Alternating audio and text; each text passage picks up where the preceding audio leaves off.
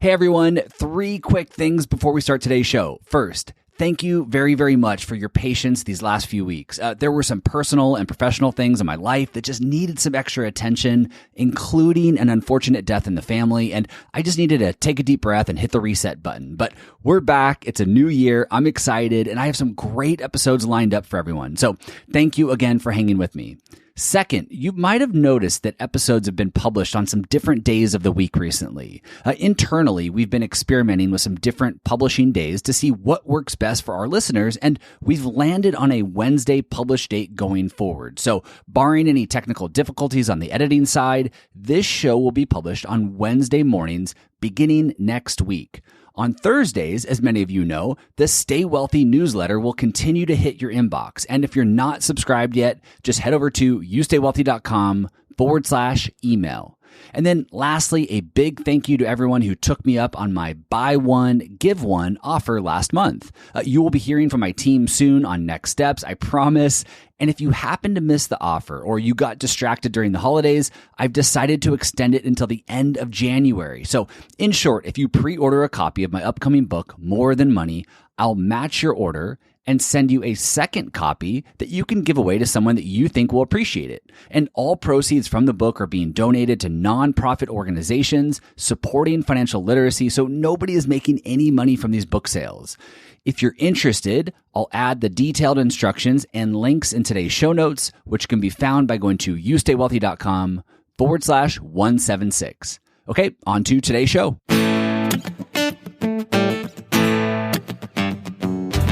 Welcome to the Stay Wealthy Podcast. I'm your host, Taylor Schulte, and today I'm tackling part 3 of our series on financial advisors. Specifically, today I'm diving into the different ways financial advisors charge for their services. In fact, there are 4 main fee structures that you might come across when interviewing advisors, and I'm breaking down all 4, what you need to know about them, and their pros and cons. Once again, for all the links and resources mentioned today, head over to youstaywealthy.com/176. I firmly believe that you get what you pay for when spending money on goods and services. There are exceptions, of course, but in general and across a large enough sample size, I expect that the value I receive from something to be in line or even exceed the dollar amount that I pay for it. If I choose to pay $1,000 a night to stay at a Ritz-Carlton because I enjoy luxury hotels, I would absolutely expect to receive more value than if I stayed at, the Super 8 across the street for $100. But that's just me. Others might see spending $1,000 for a luxury hotel as a giant waste of money and just another place to close their eyes for the night. Everyone measures value differently. Everyone also values their time differently. I might want to spend my free time playing golf or hanging out with my family and kids, and in turn, hire someone to handle my weekend yard work. But you might love your weekend yard work. It might energize you and fuel you, and you might never consider paying someone to do it for you. Lastly, everyone has different levels of complexities. My tax picture might require an experienced CPA who charges $10,000 or $20,000 per year, while you might be able to file your basic tax return with your eyes closed and skip paying a professional. Everyone measures the value they receive from a product or a service differently. Everyone values their time differently, and everyone has a different level of complexity. Nonetheless, the value that you receive from something or someone, however you measure it, should be in line or even outweigh the cost. So with this in mind, when it comes to evaluating the cost of a service, what's most important is that the costs are transparent and they are explained in a way that you can understand. And in the world of financial advisor fees, this is where things get a little murky and complicated because unfortunately, fees are not always transparent and they are not always explained or communicated well. Sometimes the fees are intentionally structured or explained in a confusing way so that retirement savers don't actually know what they're paying or even how they're paying for it. You might have thought that I was kidding in part 1 of this series when I said that there are financial advisors or financial advice services who claim to charge no fees at all. But that wasn't a joke, unfortunately. Now, while I can't control how all 300,000 financial advisors in this country structure and communicate their fees, I can do my part to educate retirement savers so that if and when they need to hire a financial advisor, they're equipped with the knowledge and information required to make the best decision for them and their family. So that's my goal today and in this series, to educate and to provide you with clear information about the different ways a financial advisor might structure their fees so that you can make an educated and informed decision if and when you decide to work with one. My goal is also to be as objective as humanly possible, given that I am a practicing financial advisor and I have my own personal opinions about this topic. But I'm doing my best to set those opinions to the side today to give you the information straight and let you decide for yourself what aligns best with your needs, your values, and your situation. On that note, there are 3 things that I want to emphasize today before we dissect the different ways financial advisors might charge for their services. Number 1, contrary to what you might read or hear, there is no perfect one-size-fits-all fee structure, and every fee model that we discuss today can be a disservice to someone. Number 2, every fee model contains conflicts of interest. And number 3, there is no such thing as a free service or a free financial product, unless, of course, you are literally taking advantage of a pro bono offering through an organization like the Foundation for Financial Planning. And by the way, these 3 things are not limited to financial advisors. We can make the same observations about fee models for doctors, attorneys, real estate agents, and really any other service professional. So again, what is most important is that the fee structure is transparent, we understand it, and the value we receive, however we choose to measure that value, is in line with those fees. If you want premium wealth management services from an experienced advisor who specializes in working with people in your exact situation, you should likely expect to pay more and receive more value than if you hired a generalist with very little experience and a short list of services. With all of that in mind, let's get into it. Let's review the 4 different ways a financial advisor might charge for their services. As always, in the spirit of keeping things simple, I'll propose that there are 2 categories of fee structures used by advisors. There are transactional fees and there are ongoing fees. In the transactional fee category, we have the commission-based fee schedule and the hourly or project-based fee schedule. And I refer to these fee models as transactional because they're limited term engagements. You are not committing to paying ongoing monthly, quarterly, or annual fees. You're paying a single fee in return for a single product or service. As a result, you can decide for yourself how frequently you want to engage with that transactional advisor, knowing that each time you do, you will pay a fee. In the ongoing fee category, we have annual retainer fees, also referred to sometimes as flat fees or flat annual fees, and the percentage of investments being managed fee, also commonly referred to as an AUM or assets under management fee. And I refer to these as ongoing fees because you're committing to an ongoing service model. You're paying a predetermined ongoing fee with the intention of being a long-term consumer of the services being provided. So 2 categories and 4 different ways a financial advisor might charge for their services. And as previously noted, there is no perfect one-size-fits-all fee structure. Each one has its benefits and drawbacks. Choosing the right financial advisor and the right fee structure will depend on you, your unique needs, unique goals, and your situation. So let's break down each one by starting with the transactional fee category. The first fee schedule in the transactional category is what I'm calling commission-based. A commission-based financial advisor only gets compensated if you buy a financial product from them. In general, the more dollars you use to buy that product, the higher of a commission the advisor receives. And that's because the commission is represented as a percentage. For example, if you invest $2 million into a commissionable variable annuity product, the commission-based advisor will get a larger commission check than if you invested, let's say, $1 million into the same annuity. A 5% commission on a $2 million annuity purchase is more than a 5% commission on a $1 million purchase. Similarly, if you allocate $100,000 of your hard-earned money into an A-share mutual fund, well, the advisor will get paid more than if you only allocated $50,000. It's really not all that different than a real estate agent who receives a higher commission for transacting with more expensive homes. And just like a real estate agent, a commission-based advisor is naturally incentivized to encourage not just larger transactions, but also more transactions. The more transactions they fulfill and the larger those transactions are, the more money they make. which can potentially leave a client wondering if the recommendation or recommendations they're being given by their advisor are truly in their best interest. In other words, is the financial advisor recommending that you buy more of this mutual fund or buy this annuity or buy this insurance policy because it's truly the best thing for you? Or are they just trying to meet a sales quota or make more money for themselves? Now, this doesn't mean that financial advisors who earn commissions are bad or dishonest or that you should rule them out, because there are some clear benefits to this fee model. Let's go ahead and review the 3 main pros of working with a commission-based advisor. Number 1, the commission you pay is a one-time fee. You pay for things as you need them, and you are not committed to paying ongoing fees every quarter or every year. Over long periods of time, depending on your needs, paying a one-time fee or commission can be beneficial, and it could outweigh paying ongoing fees to an advisor. Number 2, commissions are often built into the economics of the product being sold, so you don't typically have to write a check out of pocket or out of your cash flow.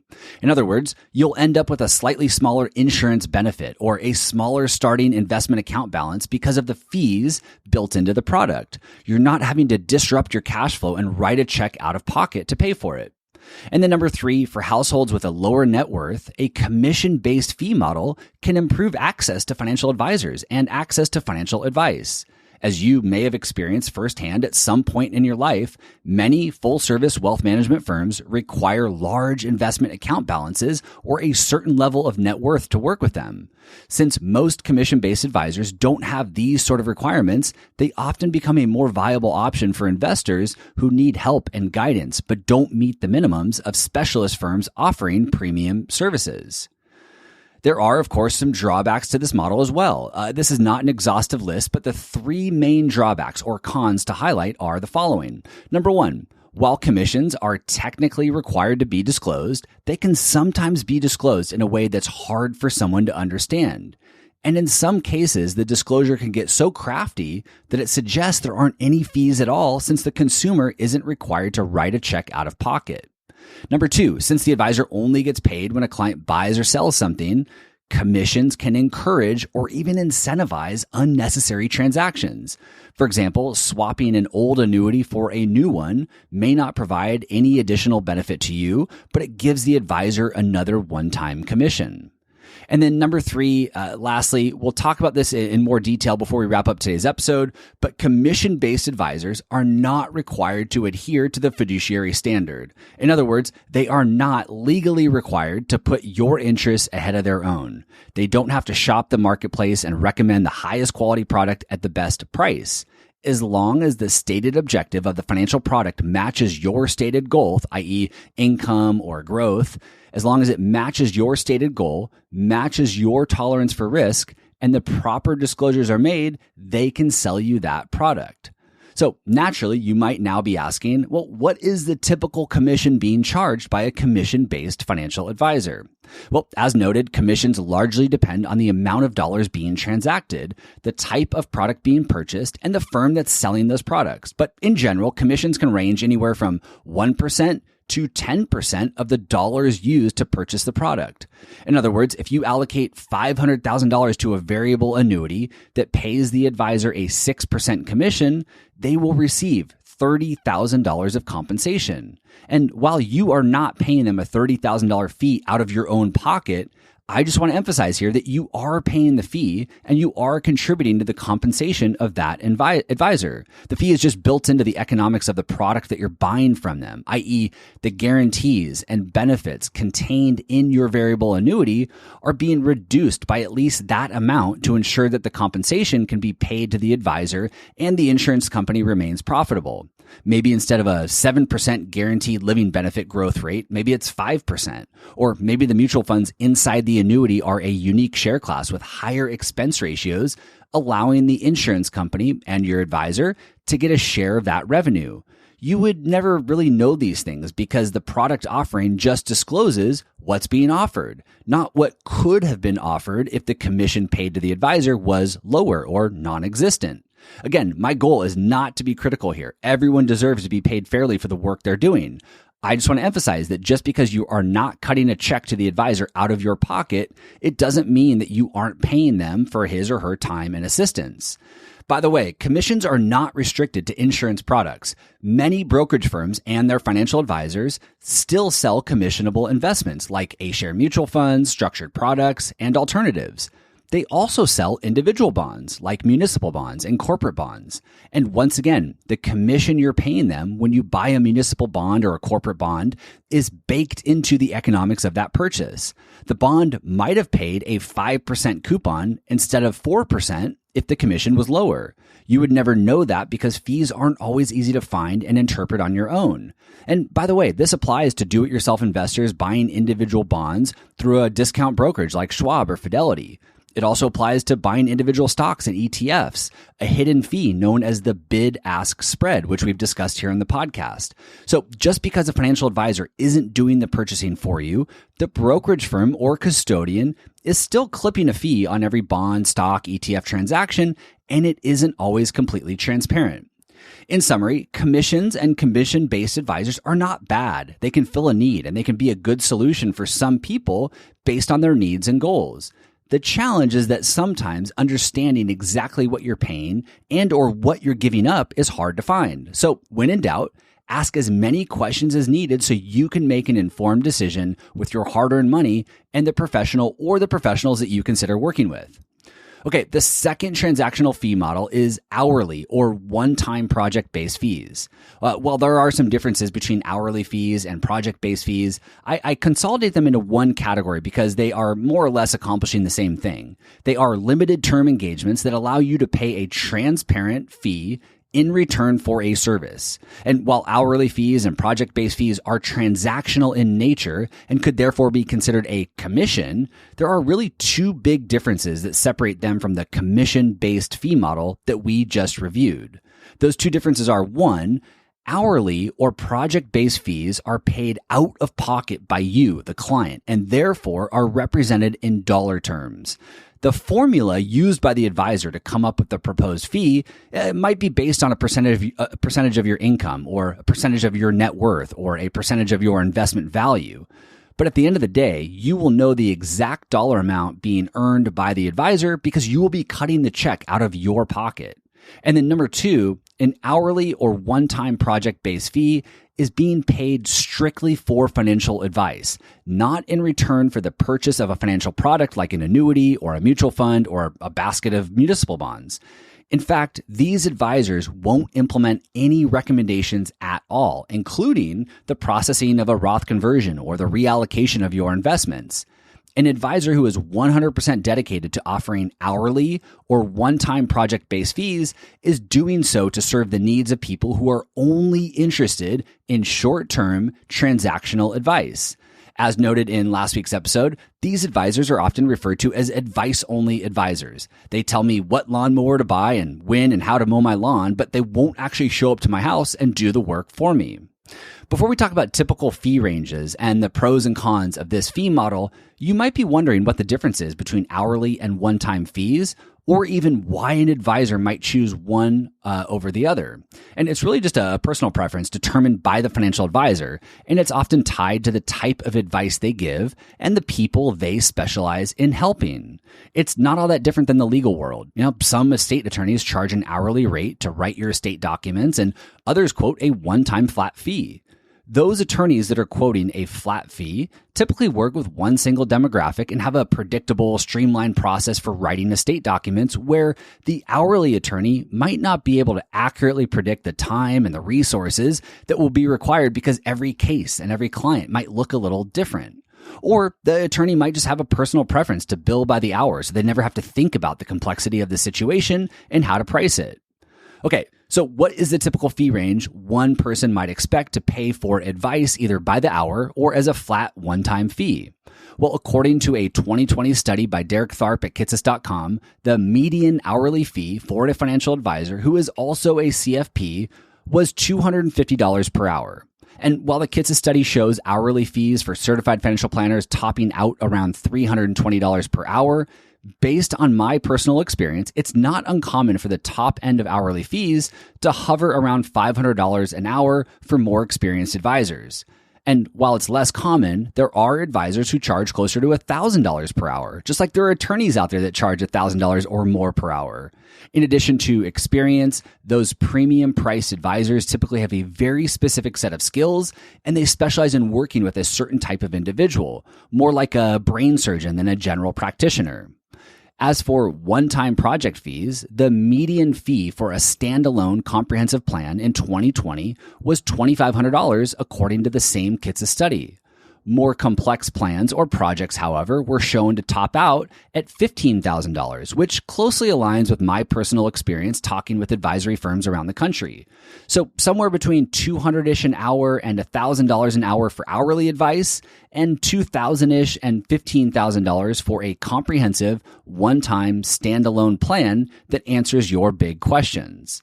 Once again, there is no perfect fee model, and each one contains their own set of benefits and drawbacks. So let's first talk about the three main pros of hourly and or one-time project-based fees. Number one, first, as previously noted, fees are quoted in dollar terms and they're paid by you out of pocket. This eliminates the chance that the fees are hidden or presented in a confusing way. While you may not think the fee is fair or in line with the value being delivered, it is transparent and easy to understand, and that's a huge positive. Number two, this fee model fills a gap in the financial advice profession, serving people who don't want help with the heavy lifting, the implementation of advice, and or ongoing maintenance of their financial plan. They can just lean on a professional when and if they have a question or a pain point to address without committing to an ongoing relationship and without giving up control of their investments and the execution and implementation of their ongoing planning tasks. Number three, since the advisor doesn't benefit from the advice being given or a product being purchased, it does reduce a layer of conflict and in some cases might allow the client to better accept the recommendations at face value. The client doesn't have to question if the advice being given is in their best interest because the advisor giving the advice doesn't benefit at all from implementing the advice. The car salesperson only gets paid if you buy a car. So of course, they're incentivized to sell you the car. But the hourly advisor or project-based fee advisor doesn't have any incentive to convince you to implement the advice being given. If you sell mutual fund A and buy mutual fund B based on their recommendation and advice, it doesn't change how much money they make. If you decide not to process a Roth conversion or make a charitable donation to reduce your tax bill this year, it doesn't change how much money they make. Okay, so those are the pros to this fee structure. Let's now talk about the three main cons or drawbacks that you should take into consideration. First, this fee model is transactional. So like a commission-based advisor is incentivized to sell more products, an advisor operating under this model is incentivized to bill more hours or take on more clients and more projects. This can lead to either the advisor creating unnecessary work to earn more money, or it can lead them to taking a more reactive role in their client relationships. In other words, because they might be working on or looking for the next transaction, they may not be proactively reaching out to you to discuss new planning opportunities or how recent changes in the tax law this year will affect your situation or affect the advice that you were previously given. Number two, in a similar vein, if you're in a reactive and transactional advisor relationship, you might need to accept that you will need to take on the responsibility of reaching out to your advisor to ask questions, learn about opportunities, and get your plan or prior recommendations updated. And because reaching out to them will trigger a bill, you may decide not to reach out and either try to figure it out on your own or roll the dice and hope things just work out okay. This happens a lot in the legal world. People don't want to contact their attorney to update their estate documents or ask a question because it generates another bill. So they kick the can down the road and in some cases, wait until the problem or pain point is so big that it's even more costly and more time consuming to fix. And then lastly, number three, and we've talked about this at length before on the show, financial plans, and in many cases, recommendations made by financial advisors are outdated shortly after they're delivered. And without any ongoing commitment to keeping the financial plan updated throughout the year, you could potentially be at risk of your plan not keeping up with your rapidly changing life.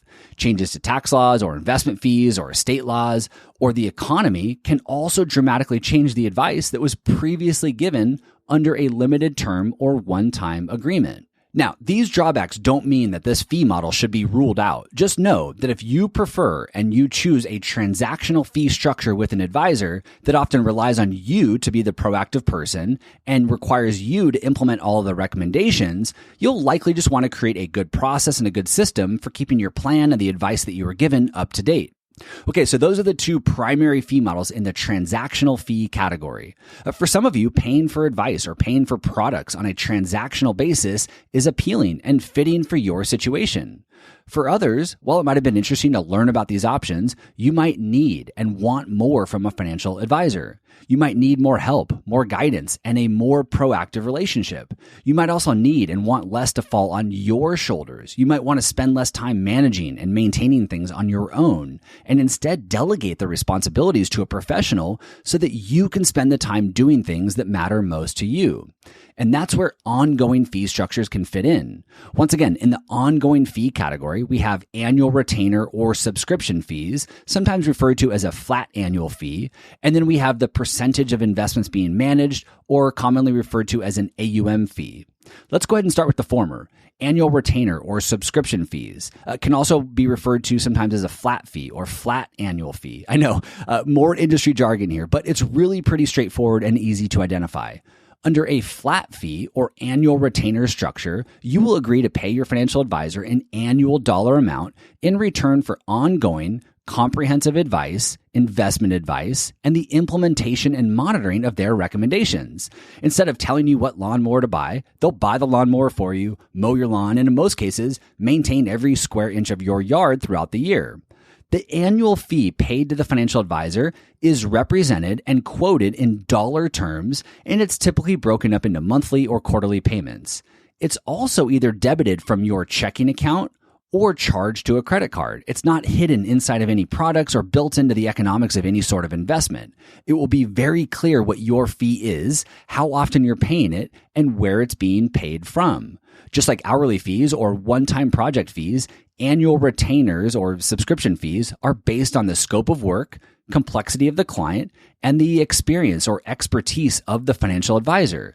Now, internally, the financial advisor, just like hourly fees, the financial advisor might base your proposed fee on a percentage of your income or percentage of your net worth or investable assets or some combination of all three. But regardless of their methodology for arriving at their proposed fee, the annual retainer or flat fee will be proposed to you in dollar terms. And while some advisors operating under this fee model might limit the scope of their services, most would fall under the full service category that I referenced last week. They are doing all of the heavy lifting for you on an ongoing basis in return for a flat annual fee quoted in dollar terms and billed on a monthly or quarterly basis. You might be familiar with this sort of fee model in the medical world, where it's become increasingly popular to skip traditional health insurance and instead pay a recurring monthly or annual out-of-pocket fee to a doctor's group in exchange for unlimited visits, 24/7 access to care, little to no wait times, and more. This fee structure and service model is commonly referred to as concierge medicine, or more precisely, fee for care.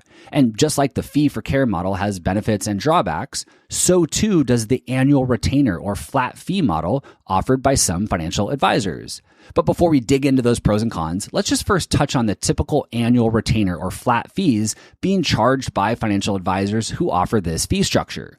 According to the same 2020 Kitces.com study that I referenced earlier, the median annual flat fee retainer was $4,000 per year, or if broken up into monthly payments, about $333 per month.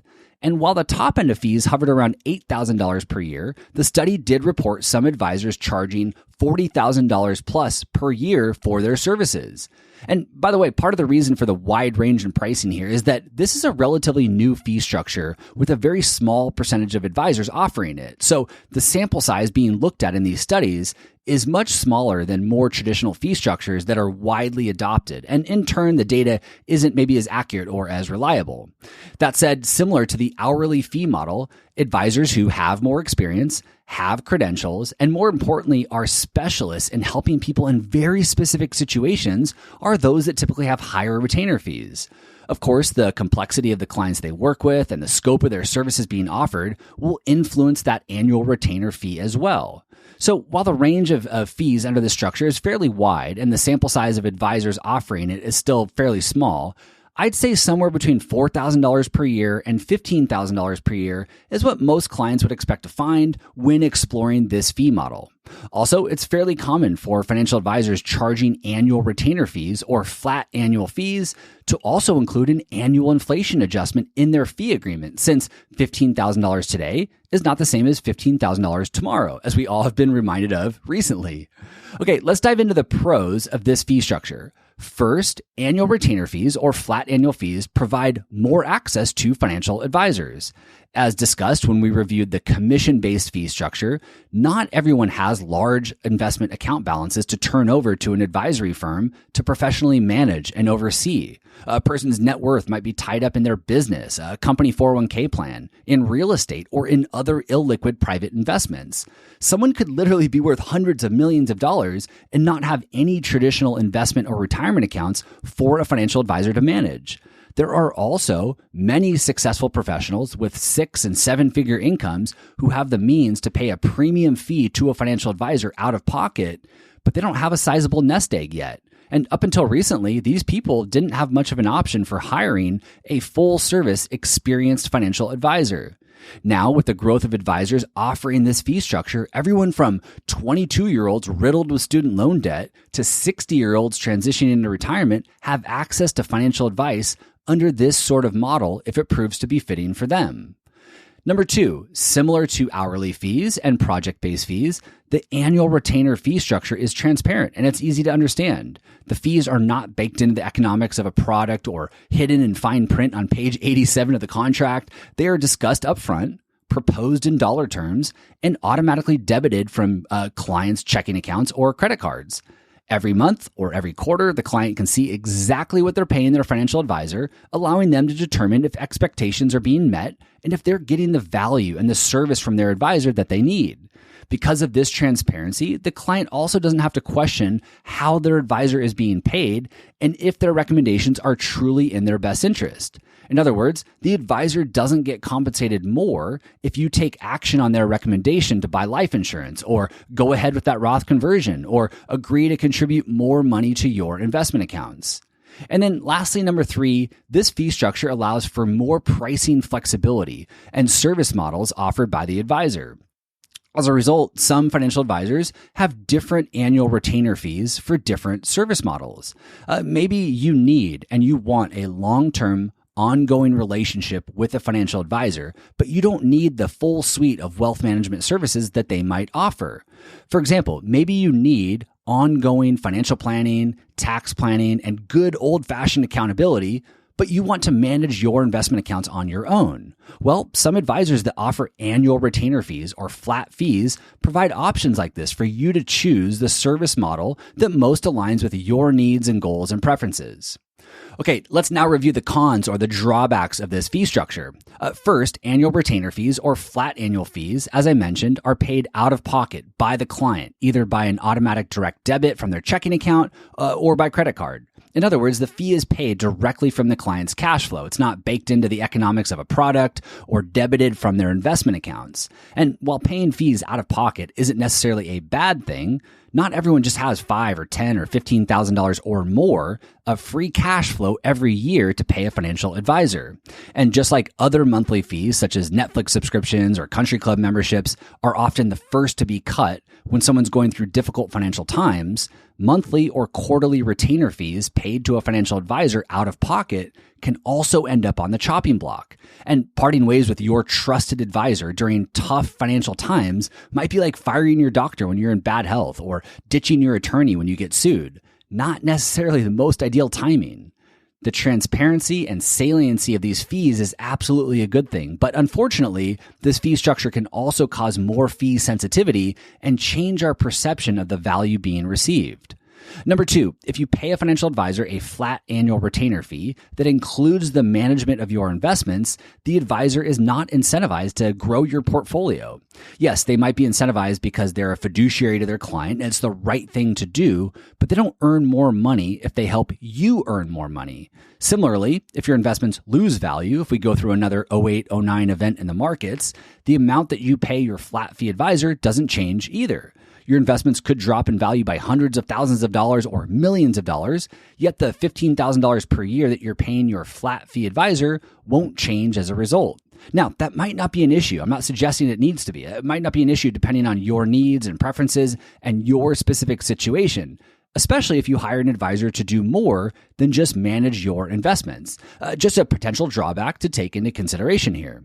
And then number three, annual retainer or flat annual fees can potentially lead to unintentional underservicing or even overservicing. And here's why. Typically, when someone hires a financial advisor with an ongoing fee and service model, their intention is that they'll be working together for a long period of time, maybe forever.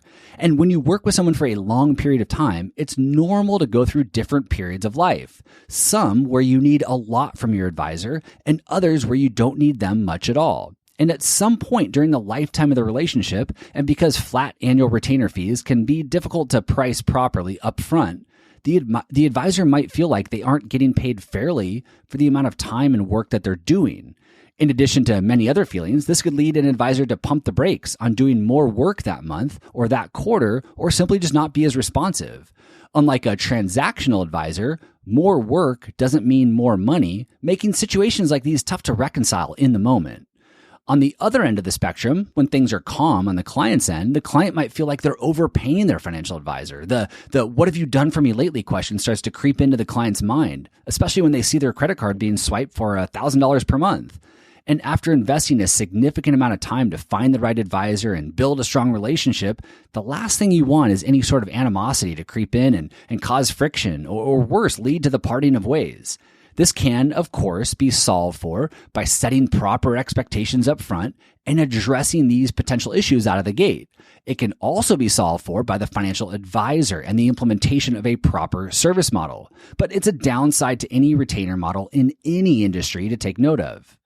All right, let's wrap up by reviewing the second ongoing fee structure to consider, the percentage of investments being managed, or sometimes referred to as an assets under management fee, or AUM fee.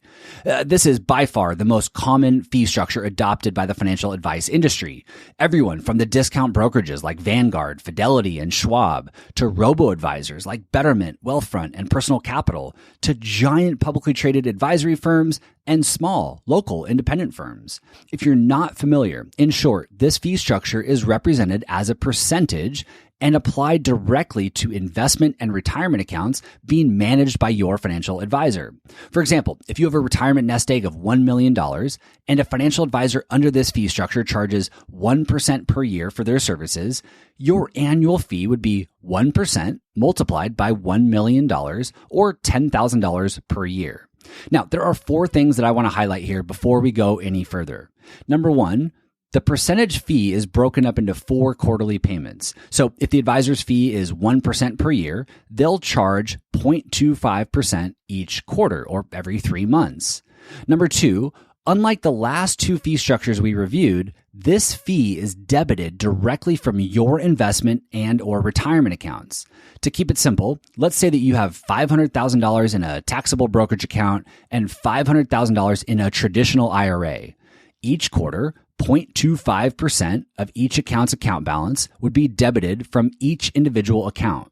So $1,250 would be debited from your brokerage account. That's 0.25% times 500,000, and $1,250 would be debited from your IRA.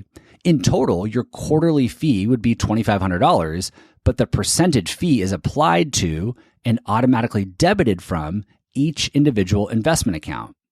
Number three, because the fee is a percentage of the investment account balances, it can and will fluctuate from quarter to quarter. For example, let's say we go through a difficult time period in the markets and your 2 hypothetical investment accounts that I just referenced, your $500,000 brokerage account and $500,000 IRA, let's say they drop in value. To keep the numbers simple, let's say that each of those accounts is now valued at $400,000 after a rough quarter in the market. Well, as a result, your next quarterly fee will also be lower. Instead of $1,250 per account, it will be $1,000 per account. That's 0.25% times $400,000. On the other hand, when and if your portfolio balance increases, so too will your quarterly fee. For that reason, many financial advisors using this fee structure offer discounts or breakpoints as your portfolio grows in value. And then lastly, number 4, this percentage fee that we're discussing is strictly applied to your basic investment and retirement accounts, brokerage accounts, IRAs, Roth IRAs, 401ks, 529s, and other traditional accounts that you're familiar with. It is not applied to the value of a client's home or business or other non-traditional assets that would be an asset on your net worth statement. Those additional complexities, if they exist, they may influence the proposed fee by your advisor, and they may introduce additional fees in some cases, but they aren't typically included in the traditional percentage of assets fee structure that we're discussing today. So you might be thinking, why might a financial advisor who offers ongoing comprehensive services, including things like retirement planning, tax planning, insurance planning, and more, why might an advisor who provides this full suite of services base the client's proposed fee on just the value of their investment accounts? Managing a client's investment accounts is just one piece of the financial planning puzzle and one piece of their service offering. So why does that one piece determine the fee? We'll discuss more when we cover the pros and cons, but in short, advocates of this fee structure would argue that the size of someone's investment portfolio is a pretty good proxy for their overall complexity, that a person with a smaller nest egg likely has fewer moving parts and complexities than someone with a larger nest egg. And like all of the fee structures we've discussed today, this one is certainly not perfect. But given how widely adopted it is, and the surprising fact that the percentage fee charged by advisors has only gone up over the years, not down, suggests that it does seem to do a pretty good job and is a pretty fair indicator for the complexity of a client and the work that's required. It also suggests that there's an increasingly strong demand from retirement savers for this type of fee structure. Now, I referenced 1% as a fee in my earlier example because it's a round number and it makes for easy math, but percentage fees charged by advisors under this fee structure vary quite dramatically. And like every other fee structure we've reviewed, the fees charged by a financial advisor are highly dependent on the services they provide, their experience and expertise, who they specialize in working with, how specialized they are, and the number of clients they serve. A more experienced advisor who limits the number of clients they work with and is more of a brain surgeon than a general practitioner will charge a higher fee than an advisor who works with every type of person and serves thousands of families. But let's look at the data and the same fee study that I've been referencing throughout this episode to put some actual numbers to this. According to the study, the median fee for clients with portfolios up to $1 million is actually right at that 1% figure, or $10,000 per year. And for what it's worth, the large publicly traded advisory firms that we all know by name had a slightly higher median fee of 1.1%. And as previously mentioned, most advisors typically provide discounts or breakpoints to clients as their portfolios grow in value. In this study, the median fee for $2 million portfolios was 0.9%. For $3 million, it was 0.85%. And for $5 million portfolios, it was 0.78%. Again, these are median fees. In the 90th percentile of advisors participating in this study, fees climb up to 1.5% for portfolios under $1 million and hover around that 1% number at the $5 million portfolio level. Now, this particular study is looking at full service advisory firms, but if we look at discount brokerages or robo-advisor services, fees are certainly much lower. According to the Value Penguin blog, the median robo-advisor fee for a $1 million portfolio is 0.3%. That's $7,000 per year less than the traditional full-service advisory firms measured in the Kitsa study. As I've mentioned, likely too many times by now, you get what you pay for, and the fee you pay should align with the services and the value that you are receiving. The fees offered by discount providers are discounted for a reason. Fewer services might be offered, and the advisor you work with, if it's not a robot, might work with thousands of families instead of 100 or 200. I did a multi-part series on robo-advisors here on the podcast, which I'll link to in the show notes. But in short, it's not a knock on robo-advisors or discount brokerage firms at all. These are great options to consider depending on your particular needs. I just don't want people to mistake lower fees for a great deal. We're not shopping for groceries here. By the way, for the last decade or so, many have argued that robo-advisor fees and discount financial planning offerings by firms like Vanguard would put pressure on full-service financial advisors, causing advisors to have to lower their fees.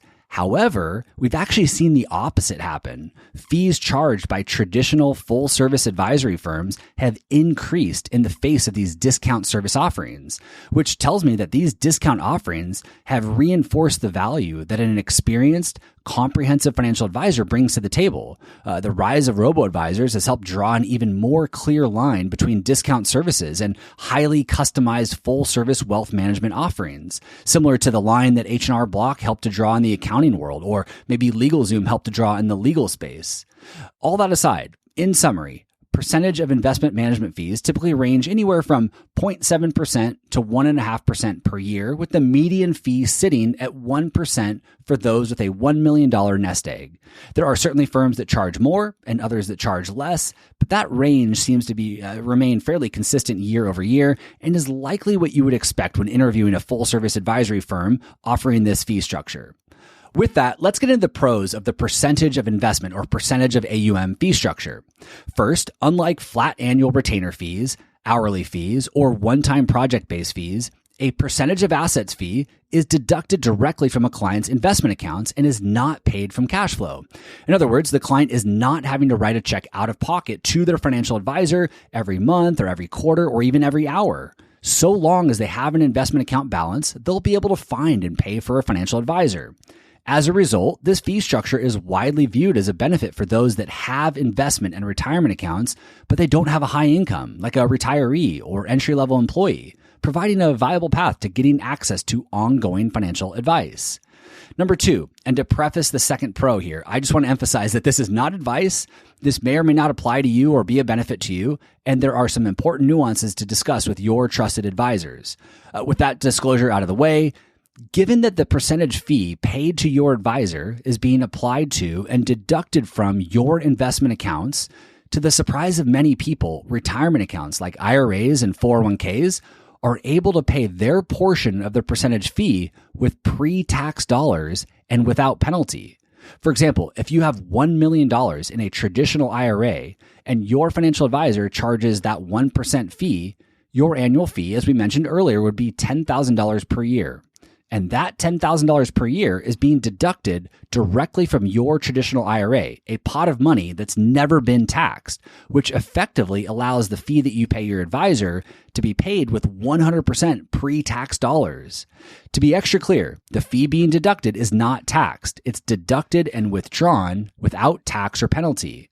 And in case you're wondering, yes, the IRS does allow for this. It's not some magical loophole. But it is important to note that the fees being deducted from a pre-tax account like an IRA must be directly associated with that account. For example, if you have $1 million in an IRA and $500,000 in a taxable brokerage account, you can't pay the 1% fee associated with the brokerage account from the IRA to try to maximize the tax benefit here. However, even in that situation, 2/3 of the client's total annual fee is still being paid with pre-tax dollars. Again, there are nuances to take into consideration. This is not tax advice, so be sure to review with your trusted advisors before coming to any conclusions of your own. Lastly, number three, an advisor's compensation under this fee structure is closely aligned with your portfolio balances and the performance of your investments. In other words, they earn a little more compensation when your investments that they're managing increase in value, and they earn a little less when your investments go down in value. As one firm with this fee structure often says, we do better when our clients do better. And while investment performance is just one piece of the financial planning puzzle, many investors and retirement savers very much appreciate the alignment between their advisor's compensation and the status of their investments. In addition, unlike the transactional fee structures that we reviewed, a client working with an advisor under this fee structure is paying them an ongoing, predetermined fee. So if the advisor recommends that the client sell mutual fund A and buy mutual fund B, the client is likely less inclined to question the advisor's recommendation. The advisor doesn't earn a commission or make more money by recommending that investment change. In fact, if that investment recommendation they make results in poor performance, the advisor's compensation is actually reduced. In addition, if the advisor is also a fee-only financial advisor, 100% of the time charging a percentage of AUM fee, they are not earning additional compensation on all of the other planning advice that they give and implement for clients throughout the year. Things like annual Roth conversions, buying long-term care insurance, charitable giving, dynamic withdrawal strategies, etc. The client, assuming that they trust their advisor, doesn't have to question if these recommendations are in their best interest or not, because the advisor doesn't benefit or make more money from them taking action. The advisor is legally bound by the fiduciary standard to make recommendations in the best interest of the client. And by the way, the term fee only is wildly misunderstood, and this is something that we'll cover in more detail next week. But it's important to highlight here because so many independent advisors that charge a percentage fee are also 100% fee only, and they don't earn commissions or additional compensation in any other way, mitigating some very big, important conflicts of interest. Okay, on to the three main drawbacks or cons of this fee structure. First, like every fee structure we've discussed, charging a percentage fee does contain conflicts of interest. The most obvious is that the more of your investments the advisor is managing, the higher of a fee they're being paid. And while this issue is often overcome by extending discounts and breakpoints as the portfolio balance grows or more money is added, the conflict that can occur can come in the form of other recommendations that an advisor might make. For example, let's say you ask the advisor if you should invest your savings with them or use your savings instead to buy a home or even pay down the mortgage on your existing home. It's possible that the advisor, the wrong advisor, recommends that you invest your savings with them because they'll make more money as a result, even if it's not in your best interest. Or maybe you have an investment account at another institution that has access to a unique set of investments or low-cost investments that can't be found anywhere else. An advisor who is not looking out for you and your best interests might suggest that you move that investment account to their firm, knowing that it will result in them making more money. Now, one way to combat this conflict is to ensure that your advisor who's charging a percentage fee adheres to the fiduciary standard 100% of the time, that they are legally bound to make recommendations in your best interests, not theirs. We'll get into this more next week, but some advisors will say that they adhere to the fiduciary standard when it's not necessarily true. So if you want to be certain, I'm going to link to this document in the show notes where you can ask them. I call it the letter your broker won't sign. And if the advisor that you're considering or the advisor you're working with won't sign this letter, you will know that they don't adhere to the fiduciary standard and that this conflict of interest that we just discussed will be present in your relationship. Okay, number 2, since the percentage fee is only based on the value of your investment account balances, it may not represent an appropriate fee for you and your situation, and it may even cause some confusion. While this fee structure is proven to be a good proxy for complexity, there are certainly situations where someone has millions of dollars in their investment accounts, yet paying a financial advisor 1% or $10,000 per year isn't justifiable. This fee structure is a pretty good proxy, not a perfect proxy. And that's something you'll need to determine when considering a financial advisor under this fee structure or any fee structure for that matter. In addition to the fee not being appropriate for everyone, the fee being a percentage of the investment account balances may cause confusion and potentially friction in the client-advisor relationship. For example, it would be very easy for a client to get hyper-focused on the performance of their investments in relation to the fee that they're paying because the fee is quite literally a percentage of their investment account balance. They may wonder why they're paying their advisor $10,000 per year when their investments are losing value. Or they may wonder why they're paying their advisor $10,000 per year when they simply choose a handful of low-cost index funds and rebalance the account a couple times per year. As previously noted, this percentage fee, when charged by full-service financial advisory firms, typically compensates the advisor for all of the services that they're providing, not just investment management, but also the retirement planning work that they're doing, tax planning, insurance planning, Social Security optimization, behavioral coaching, etc. But since the fee is not directly aligned or attributed to those other services, it can cause friction in the relationship. It can cause confusion, and it can hinder the client's ability to match the fee that they're paying to the value of the services that they're receiving. Lastly, con number 3, the fee being represented as a percentage can result in a client overpaying their financial advisor. For example, when proposing a percentage fee, the client isn't always equipped and ready to translate the fee into a dollar figure. They may not immediately realize that a 1% fee equals $10,000 per year. When the percentage fee is translated into a dollar amount, the client may realize that they're paying for a higher level of service that they don't really need, or that they might determine that the value they're receiving from their advisor does not outweigh the dollar amount that they're paying. A fee represented as a percentage is less transparent than a fee represented in dollar terms, and it can lead to some confusion and perhaps overpaying for services that a client doesn't need or doesn't want. This fee structure can also be challenging for the client to audit and confirm that the fee that they're being charged each quarter is accurate. And that's because the calculation method isn't always as simple as 1% multiplied by the current account balance. Many advisors use a method known as average daily balance, i.e., charging a percentage quarterly fee based on the average daily balance of the accounts. This method, while very fair, takes into account contributions and withdrawals each quarter and applies a prorated fee depending on how long those funds were in the account that quarter. The math can be tricky for someone to follow and audit and can introduce confusion and a lack of confidence in the relationship that's intended to be transparent and respected and highly valued. One way to combat this is to request a detailed invoice every quarter, breaking down this calculation for you. Most advisory firms use a third-party service to calculate fees and process their billing, and these services can easily spit out a detailed invoice. In fact, many advisors proactively send these invoices to clients each quarter to avoid any confusion and maintain the level of transparency that they know is important in a client-advisor relationship. When discussing fees about any product or service, it's natural for people to try and think about what fee structure provides the most bang for the buck. What fee structure allows me to get the most value at the best price? Well, interestingly enough, what studies on advisor fees have shown, including the Kitces study that I referenced a number of times today, is that all fee structures more or less end up in the same general range. Michael Kitces made the following point in a recent interview. He said, if I take the average amount of revenue that an advisor gets paid for the number of clients that they have, and then I add up how many hours they actually spend servicing their clients, it comes out to be about $250 to $300 per hour on average. Obviously, there's a range, but the average advisor's percentage of AUM fees divided by the average number of hours the advisor services their clients ends up at about $250 to $300 per hour. That hourly rate, as we know, is in line and competitive with the average hourly rates that we discussed earlier in this episode, which reinforces my point that it's not about what fee structure is best or why one is better than the other. It's about the client and what their needs are. Each fee structure serves a purpose and serves an important role in the financial advice profession. While it can be confusing, I'm grateful for the number of options that retirement savers have when exploring a relationship with a financial advisor, because I do firmly believe that everyone, including financial advisors themselves, should have a financial advisor. But I don't believe that every service model or every fee arrangement is fitting for everyone.